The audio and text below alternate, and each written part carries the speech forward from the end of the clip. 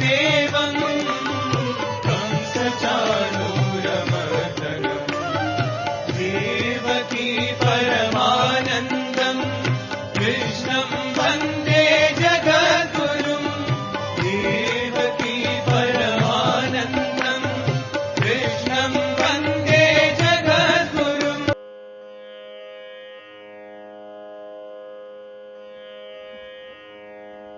శ్రీ గురుభ్యో నమః. వ్యాస విరచిత శ్రీమద్భాగవతంలో దశమ స్కందంలో నేడు మనం 56వ అధ్యాయం ప్రారంభించుకుంటున్నాం. ఈ అధ్యాయంలో సత్రాజిత్తు తన కుమార్తెను శ్రీకృష్ణ పరమాత్మునికి ఇచ్చి వివాహం చేయడం అనేటువంటిది జరుగుతున్నది.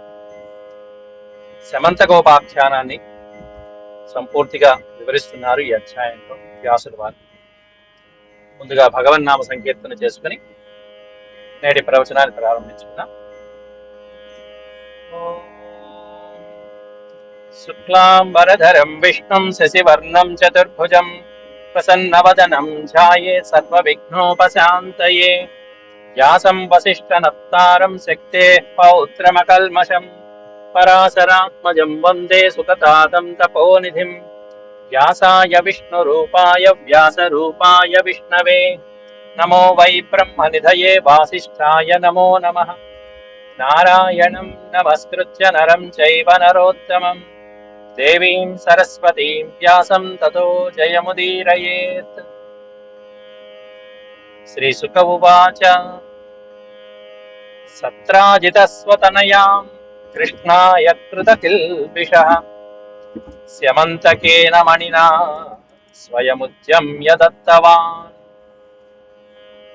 ఒక్క శ్లోకంలో ఒక్క వాక్యంలో శుక మహర్షి పరీక్షిత్ మహారాజుకి ఈ శమంతకోపాఖ్యానాన్ని సంక్షిప్తంగా చెప్పేశారు.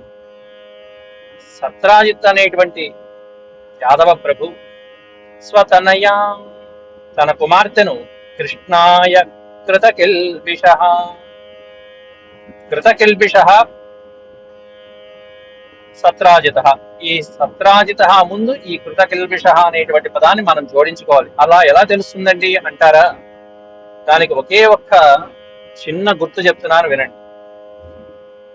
పదం చివర విసర్గలు ఉన్నాయి.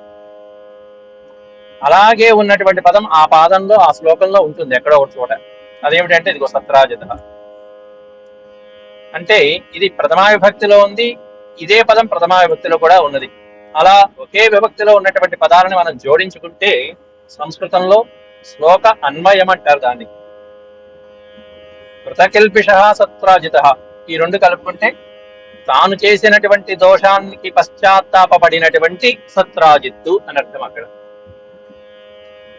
అట్లాంటి సత్రాజిత్తు తన దోషాన్ని తెలుసుకుని పశ్చాత్తాపడినటువంటి సత్రాజిత్తు స్వతనయా తన కుమార్తెను కృష్ణాయ కృష్ణ భగవానుడికి దత్తవాన్.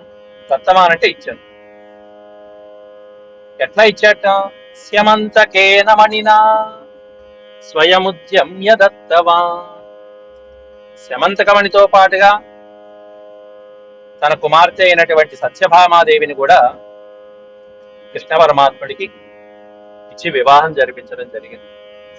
అంతకుముందు శ్రీకృష్ణ ప్రభు రుక్మిణీదేవిని వివాహం చేసుకోవడం జరిగింది. అది కూడా రుక్మిణీదేవి సాక్షాత్తు లక్ష్మీదేవి యొక్క అంశ. ఆవిడను వివాహం చేసుకోవడం మొదటి వివాహం అయితే, అది కూడా రుక్మిణీదేవి ఇచ్చినటువంటి ప్రణాళిక ప్రకారం, పథకం ప్రకారమే వెళ్ళి శిశుపాలునికి ఇచ్చి వివాహం జరిపించబోతుంటే రుక్మిణీదేవి, నేను ఇలా గౌరీదేవి ఆలయానికి వస్తాను కాబట్టి ఇక్కడికి వచ్చి తీసుకువెళ్ళండి అని చెప్పి ఒక దూత ద్వారా, బ్రాహ్మణోత్తముడు ద్వారా, గురువు ద్వారా సందేశం పంపిస్తే అదే విధంగా కృష్ణుడు వెళ్ళి రుక్మిణీదేవి చెప్పినట్టు చేశాడు. ద్వారకకి తీసుకొచ్చాడు. వివాహం విధి ప్రకారం చేసుకున్నాడు. ఇది కృష్ణ పరమాత్ముడు చేసుకున్నటువంటి మొదటి వివాహ ఘట్టం. ఇక ఇప్పుడు ఈ అధ్యాయంలో కృష్ణ పరమాత్మ చేసుకున్నటువంటి రెండవ వివాహం.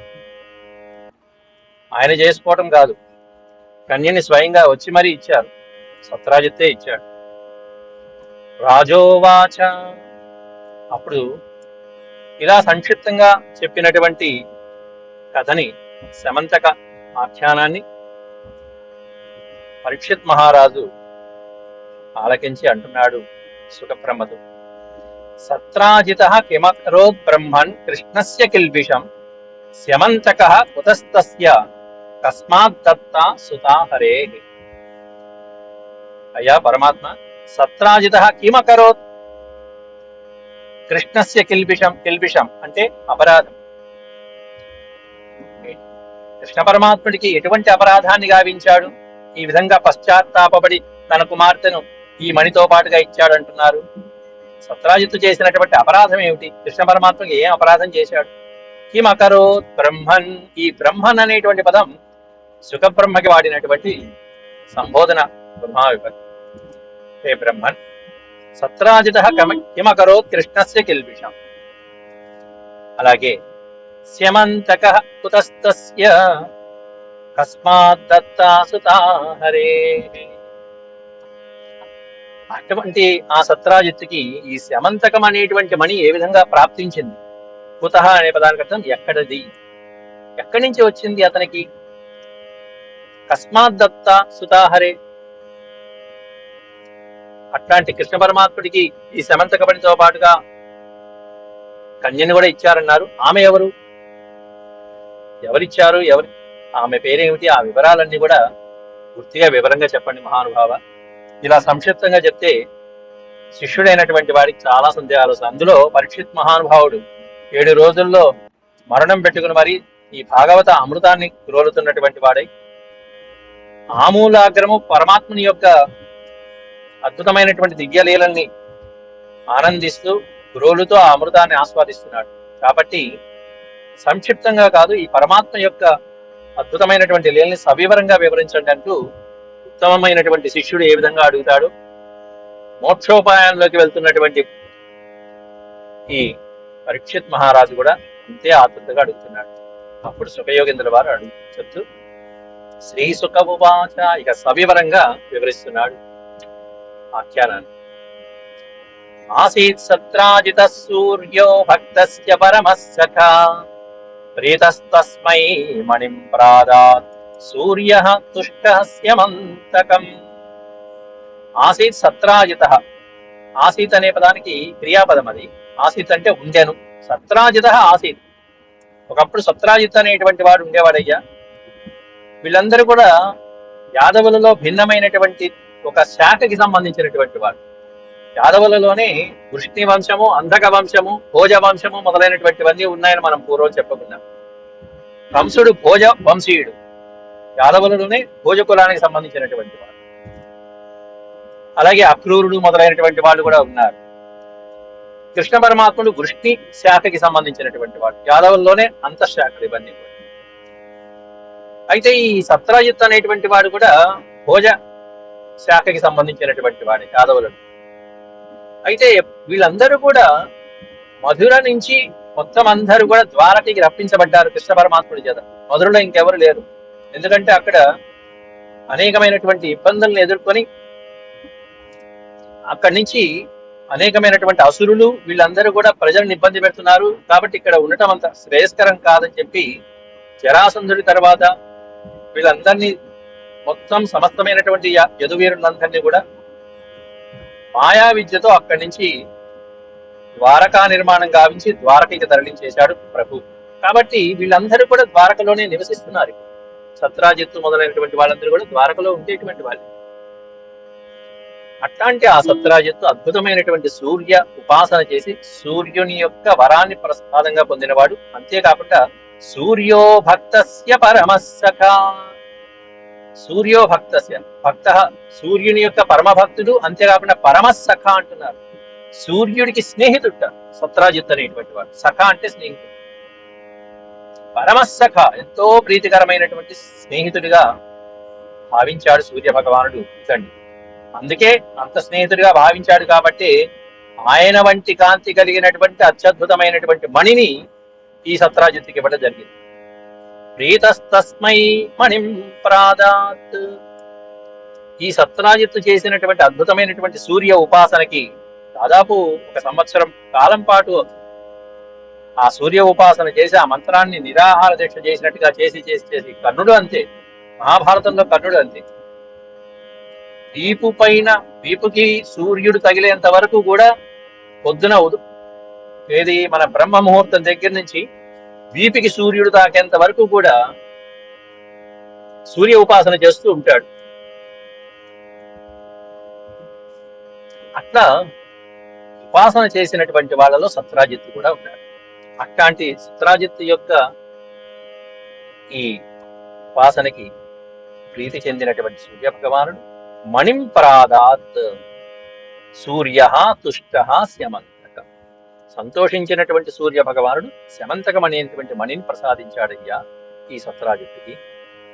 సతం బిభ్రన్ మణిం కంఠే భ్రాజమానో యథా రవిః. ఈ కథని మనం వినాయక చవితి నాడు చక్కగా చెప్పుకుంటూ ఉంటాం.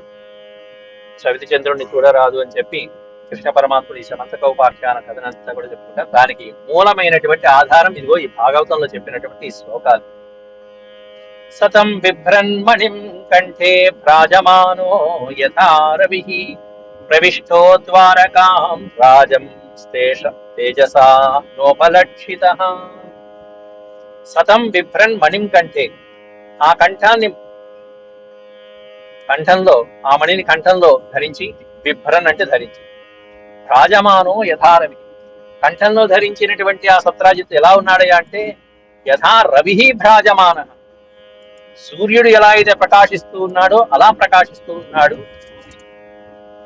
అట్లాంటి ఆ మణిని ధరించి సూర్య ఉపాసన పొంది సూర్యుడు ఇచ్చినటువంటి ఆ మణిని ధరించి సత్రాజిత్తు ద్వారకా నగరంలో ప్రవేశిస్తున్నట్ట. ప్రవిష్టో ద్వారకాం రాజం తేజసా నోపలక్షితః. ప్రవిష్టో ద్వారకాం రాజం, ద్వారకా నగరంలో ప్రవేశిస్తుంటే అతని యొక్క తేజస్సుని నా ఉపలక్షితః రాజన్. ఓ పరీక్షిత్ మహారాజా, అతని యొక్క తేజస్సుని పౌరులు అందరూ చూడలేకపోయారయ్యా. నా ఉపలక్షిత, దర్శించలేకపోయారు. అంటే అంత కాంతి, అద్భుతమైనటువంటి కాంతి. ఆ కాంతిని చూడలేక సూర్యుడు వస్తున్నాడా అన్నట్టుగా సూర్యుడేనేమో అని చెప్పి భావించారు ప్రజలందరూ కూడా. అట్లాంటి ఆ సత్రాజిత్తు ద్వారకలో ప్రవేశిస్తున్నాడు. 5వ శ్లోకంలో తం విలోక్య జనా దూరాస్తేజసా ముష్ట దృష్టయః దివ్యతేక్షైర్భగవతే శశంసు సూర్య సంకితాః. ఎందుకని చూడలేకపోతున్నారో ఈ 2వ పాదంలో చెప్పారు. సూర్య శంకితాః అన్నారు. ఈ వస్తున్నటువంటి వాడు ఎవరో కాదు, సూర్యుడే అని చెప్పి తం విలోక్య జన, జనులందరూ ఆయన్ని చూసి దూరాహ, దూరం నుంచే ఆ వస్తున్నటువంటి ఆ మణిని ధరించి వస్తున్న సత్రాజిత్తుని చూసి ఆయన యొక్క తేజస్సుకి ముష్ట దృష్టయః, తేరిపారా చూడలేక, అసలు కళ్ళారా చూడలేక కళ్ళు మూసుకుని ఎంతో ఇబ్బంది పడుతూ వెంటనే దివ్యతే అక్షై భగవతే శశంసు సూర్య శంకిత. అక్షై దివ్యతే, ఆ కళ్ళు మూసుకుంటూ చివరికి ఈ విషయాన్ని శ్రీకృష్ణ పరమాత్ముడికి చేరవయ్యాలి, స్వయంగా సూర్యుడే శ్రీకృష్ణ పరమాత్ముడిని చూడటానికి వస్తున్నాడేమో అని చెప్పి సూర్యశంకిత శశంసులు, సూర్యుడు వస్తున్నాడనే ఆలోచనతో వీళ్ళు పరమాత్మనికి ఈ విషయాన్ని నివేదించడానికి బయలుదేరారు.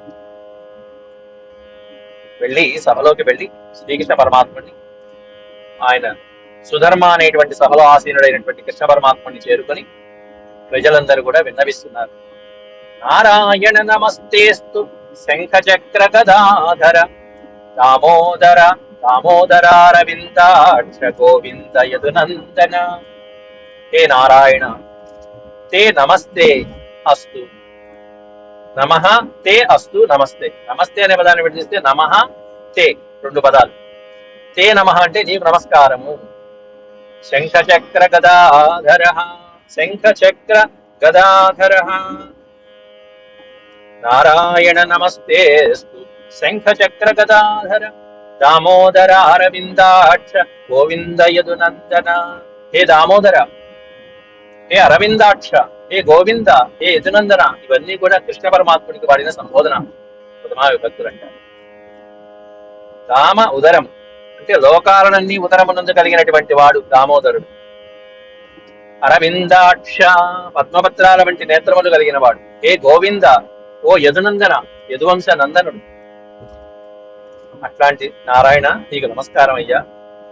ఏష ఆయాతి సవిత త్వాం దిదృక్షుర్ జగత్పతే ముష్ణన్ గవస్తి చక్రేణ తృణాం చక్షూంషి దిగ్మగుః.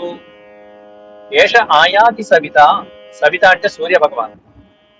ఇదిగోనయ్యా సూర్య భగవానుడు వస్తున్నాడు. దేనికి వస్తున్నాడు? త్వాం దిదృక్షుర్ జగత్పతే, నీ దర్శనార్థం నిన్ను చూడటం కోసం అని చెప్పి స్వయంగా సవితృదేవత అయినటువంటి సావిత్రి, మనం ఎవరినైతే ఆ గాయత్రీదేవి ఉపాసన చేస్తుంటామో దాంట్లో సవితృదేవతనే ఉపాసన చేస్తూ ఉంటాం, గాయత్రి మంత్రం. అట్లాంటి సవితృదేవత అయినటువంటి సూర్య భగవానుడు స్వయంగా వస్తున్నాడయ్యా. ముష్ణన్ గభస్తి చక్రేణ, గభస్తి అంటే కిరణాలు, గభస్తి చక్రేణ ఆయన యొక్క కిరణ సముదాయాలతో తృణాం చక్షూంషి దిగ్మగుః, మానవుల యొక్క నేత్రములని మొత్తమంతా. ఓ పక్కన దివాకరుడు ఆయన ఉదయించడంతోనే మనకి చక్కగా చూపుని ప్రసాదించినట్టుగా సమస్తము కనిపిస్తూ ఉంటాయి. కానీ ఆయన మనం తేరిపారా చూడలేం, ఆయన కిరణాలని తేరిపారా చూడలేం. ఆయన కిరణాలతో మన చక్షువును కూడా హరించేస్తూ ఉంటాడు ఒకసారి. అట్లాంటి పరాక్రమవంతుడైనటువంటి, ఇంకా చెప్పాలంటే ఆయన కిరణాలతోనే నడుస్తూ ఉంటాడని చాలా మంది కవులు వర్ణిస్తూ ఉంటారు. మనం ఏ విధంగా అయితే పాదాలతో నడుస్తూ ఉంటామో మన శరీరంలో ఒక భాగమైనటువంటి పాదాలతో, అట్లా ఆయన కిరణాలతోనే ఆయన సంచరిస్తూ ఉంటాడు. ఆయన కిరణాలే ఆధారం, సహస్ర కిరణాలు, వేలాది కిరణాలు అవి. అందువలన గభస్తి చక్రేణ అనే పదం వాడారు అక్కడ. చక్రము అంటే సముదాయము, సమూహం. అట్లాంటి కిరణ సముదాయం కలిగినటువంటి సూర్య భగవానుడు నీ దగ్గరికి వస్తున్నాడయ్యా. నిన్ను చూడటానికి చాలా మంది వస్తూనే ఉంటారు, దేవతలందరూ కూడా నీ దర్శనార్థమై వస్తూ ఉంటారు. అలాగే సూర్య భగవానుడు కూడా వస్తున్నాడు. ఎంతమంది రాలేదు ఇప్పటికీ, బ్రహ్మాది దేవతలందరూ వచ్చారు. నారదుడు వచ్చాడు, బ్రహ్మదేవుడు వచ్చాడు, ఇంద్రుడు వచ్చాడు. అట్లాగే సూర్య భగవానుడు కూడా ఊర్ధ్వలోకం నుంచి నిన్ను చూడటానికి స్వయంగా వస్తున్నట్టున్నాడయ్యా. మేము చూడలేకపోతున్నాం తేరిపారా. మానవుల యొక్క చక్షువుల యొక్క శక్తినంతా కూడా హరించేసుకుని మరి వస్తున్నాడు. నన్వన్విచ్చంతి తే మార్గం త్రిలోక్యాం విబుధర్షభాః జ్ఞాత్వాత్యగూఢం యదుషు ద్రష్టుం త్వాం ఆత్మజః ప్రభో యాత్మజః ప్రభో. నన్ను అన్విచ్చంతి తే మార్గం అన్నారు ఇక్కడ. అన్విచ్చంతి తే మార్గం అంటే నీ మార్గం అన్వేషిస్తూ, అంటే నీ కోసం వెతుక్కుంటూ అనేక మంది విబుధర్షభాః, విబుధ వృషభాః పెడితే విబుధ వృషభాః కలిపితే విబుధర్షభాః అంటే దేవత ఋషభులు. దేవలోకంలో ఉండే ప్రముఖులైనటువంటి ఇంద్రాది బ్రహ్మాది దేవతలందరూ కూడా, ముల్లోకాలలో ఉండేటువంటి మహర్షులు దేవతలు ప్రముఖులైనటువంటి వాళ్ళందరూ కూడా తే మార్గం అన్విచ్చంతి. నను, నను అనే పదానికి అర్థం కదా అని అర్థం. అవును కదా, నిజమే కదా. లోకాలలో ప్రముఖులైనటువంటి వాళ్ళందరూ నీ మార్గం అన్వేషిస్తూ, నీ కోసం పరితపిస్తూ, నువ్వెక్కడ ఉన్నావా, నీ ఆశ్రయం ఎప్పుడు పొందుదామా అని చెప్పి నీ దర్శనార్థమే వస్తూ ఉంటారు కదా. జ్ఞాత్వాద్య గూఢం యదుషు, అట్లాంటి నిన్ను ఈ విధంగా యాదవ ప్రభువుగా ఈ ద్వారకలో ఉన్నావని చెప్పి తెలుసుకుని ఈ సూర్య భగవానుడు స్వయంగా త్వాం యాత్మజ ప్రభో, నీ దర్శనార్థం అని చెప్పి స్వయంగా ఈ రోజు సూర్య భగవానుడే వస్తున్నాడయ్యా, నిన్ను చూడటానికి కాబోలు అని చెప్పి నీ సన్నిధానికి వస్తున్నాడు అని చెప్పి ప్రజలందరూ కూడా అమాయకంగా సత్రాజిత్తుని సూర్యుడు అని చెప్పి అనుకుని కృష్ణుడితో విన్నవించారు. పాపం కృష్ణ పరమాత్ముడు కూడా ఈ మాటలన్నీ ఆలకించి శ్రీ సుఖమువాచ, సుఖయోగేంద్రుల వారు ఆ కృష్ణుడు పలికినటువంటి మాటల్ని వినిపిస్తున్నాడు. నిశమ్య బాలవచనం, ఇక్కడ బాలవచనం అనే అద్భుతమైన పదం పెట్టారు. బాల అంటే అమాయకులని ఒక అర్థం, చిన్నపిల్లలు అని ఒక అర్థం, మూర్ఖులని ఒక అర్థం. బాలవచనం అమాయకులైనటువంటి పౌరుల యొక్క వచనాలని మనం ఇక్కడ అర్థం చేసుకోవాలి. నిశమ్య బాలవచనం రహస్యాంబుజలోచన ప్రాహ నాసౌ రవిర్దేవ సత్రాజిన్మణినా జ్వలన్. నిశమ్య బాల వచనం, అమాయకులైనటువంటి ఆ పౌరుల వచనాలు విని ఆలకించి ప్రహస్య అంబుజలోచన. అంబుజలోచన, అంబుజం అంటే పద్మం, పద్మలోచనుడైనటువంటి కృష్ణ పరమాత్ముడు ప్రహస్య. ప్రహస్య హాసము అంటే మీకు తెలిసిన పదమే, నవ్వు. ప్రహస్య వాళ్ళ అమాయకత్వానికి నవ్వుకుని కృష్ణ పరమాత్ముడు ప్రాహ ఈ విధంగా పలుకుతున్నట్ట. ఏమని పలికాడు? ప్రా ఆహ, ఈ పదాన్ని విడిస్తే ఆహ అంటే పలుకుట, ప్ర ఆహ తిరిగి సమాధానం ఇస్తున్నాడు. నా అసౌ రవిర్దేవ, ఇతడు మీరు అనుకుంటున్నట్టుగా సూర్య భగవానుడు కాదయ్యా. అతడు ఎవరనుకున్నారు? సత్రాజిన్ మణినా జ్వలన్, సూర్య భగవానుడి చేత వరప్రసాదం పొందినటువంటి మణిని పొందినటువంటి సత్రాజిత్తు ఈ విధంగా ప్రకాశిస్తూ ఇగో ద్వారకా నగరంలోకి వస్తున్నాడు, తన ఇంటికి వెళ్తున్నాడు, నా దగ్గరికి కాదు అని చెప్పారు అక్కడ. సత్రాజిత్ స్వగృహం శ్రీమత్ కృత కౌతుక మంగళం ప్రవిశ్య దేవసదనే మణిం విప్రైర్న్యవేశయత్. సత్రాజిత్ స్వగృహం, పైగా వెళ్తున్నది సత్రాజిత్ ఎక్కడికి వెళ్తున్నాడు చెప్తున్నారు ఇక్కడ వివరంగా కృష్ణ పరమాత్ముడు ప్రజలకి. స్వగృహం శ్రీమత్ కృత కౌతుక మంగళం అనే పదం వివరించారు అక్కడ. చక్కటి భాగ్యశాలి సూర్యవరప్రసాదంతో అంతటి అద్భుతమైనటువంటి ఆ వరాన్ని పొంది, మణిని పొంది తన ఇంటికి వెళ్తున్నాడు. సుసంపన్నమైనటువంటి అద్భుతమైనటువంటి మణిని పొంది భాగ్యశాలి అయి మంగళకరమైనటువంటి తన గృహానికి వెళ్తున్నాడయ్యా అని చెప్పి స్వగృహం ప్రవిశ్య దేవ సదనే మణి విప్రైర్ న్యవేశయత్. ఆ పిమ్మట అతడు విప్రైహి న్యవేశయత్, బ్రాహ్మణుల యొక్క ఆశీస్సులతో ఆ దివ్యమణిని తీసుకెళ్లి మణిం దేవసదనే న్యవేశయత్. దేవసదనము అంటే దేవతా గృహం, దేవాలయం. ఆ సత్రాజిత్ గృహంలో ఉన్నటువంటి దేవ నిలయం ఏదైతే ఉందో, దేవాలయం, పూజా గది, ఆ పూజా మందిరంలో బ్రాహ్మణోత్తముల స్వస్తి వాచకాలతో వేద మంత్రాలతో చక్కగా దాన్ని ఆ పూజా గదిలో పెట్టడం జరిగింది.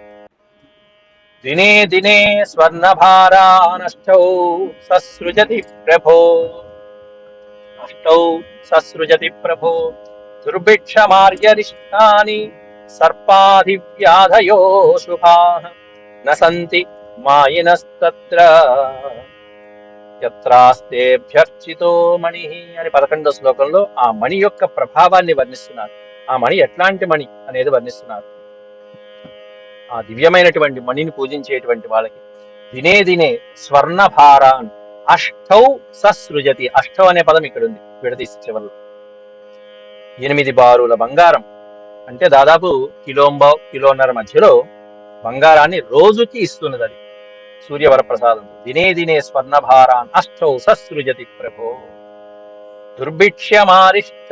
అంతేకాకుండా ఈ మణి ఉన్నటువంటి సమయంలో ఎవరి దగ్గరైతే ఈ మణి ఉంటుందో ఓ పక్కన రోజుకి 8 బారుల బంగారం అనేటువంటిది అనుగ్రహించడమే కాకుండా ఇది ఎక్కడైతే పూజించబడుతుందో ఆ దేశంలో దుర్భిక్షములు అనేటువంటిది ఉండదు. దుర్భిక్షం ఆర్యరిష్టాని, కరువు కాటకాలు ఉండవు, అంటే అరిష్టాలు అనేటువంటి ఉండవు.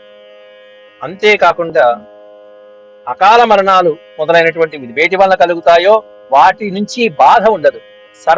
సర్పాది వ్యాధయో అశుభా అనేటువంటి అక్షరం ఉంది ఇక్కడ. అశుభ సర్ప ఆదివ్యాధయ, సర్పముల వల్ల గాని ఆదివ్యాధుల వలన గాని అకాల మరణాలు, గ్రహ బాధలు, సర్ప భయాలు, మానసిక భయాలు మొదలైనటువంటివేవి నసంతి మాయినస్తత్ర యత్రాస్తే అభ్యర్చితో మణి. అభ్యర్చిత అనే పదానికి అర్థం ఈ మణి ఎక్కడైతే పూజించబడుతుందో అక్కడ ఇవేవి ఉండవు, అన్ని శుభ పరిణామాలు ఉంటాయి. అన్ని అంటే గ్రహ బాధలు ఉండవు, సర్ప భయాలు ఉండవు, మానసిక భయాలు ఉండవు, శారీరక భయాలు ఉండవు, వంచకులు ఉండరు, చోరులు ఉండరు, మొదలైనటువంటి వారి వలన ప్రమాదాలు, భయాలు ఏమీ ఉండవు. అది ఈ మణి యొక్క గొప్పతనం అని చెప్పి శ్రీకృష్ణ పరమాత్ముడు వివరించడం జరిగింది. ఇది శమంతక మణి యొక్క ప్రభావాన్ని కృష్ణ ప్రభువు వర్ణించడం జరిగింది. అట్లాంటి ఆ మణి ఆ తర్వాత ఏమైంది, ఆ మణి గురించినటువంటి అపవాదు కృష్ణుడి పరమాత్మ దగ్గరికి ఎలా వచ్చిందని తర్వాత శ్లోకాల్లో మళ్ళీ రేపటి వారంలో చెప్పుకుందాం. అంతవరకు సెలవు. ఓం శాంతి శాంతి శాంతి. యదక్షరపద భ్రష్టం మాత్రాహీనం చ యద్భవేత్ తత్సర్వం క్షమ్యతాం దేవనారాయణ నమోస్తుతే. సర్వం శ్రీకృష్ణార్పణమస్తు. హరి ఓం.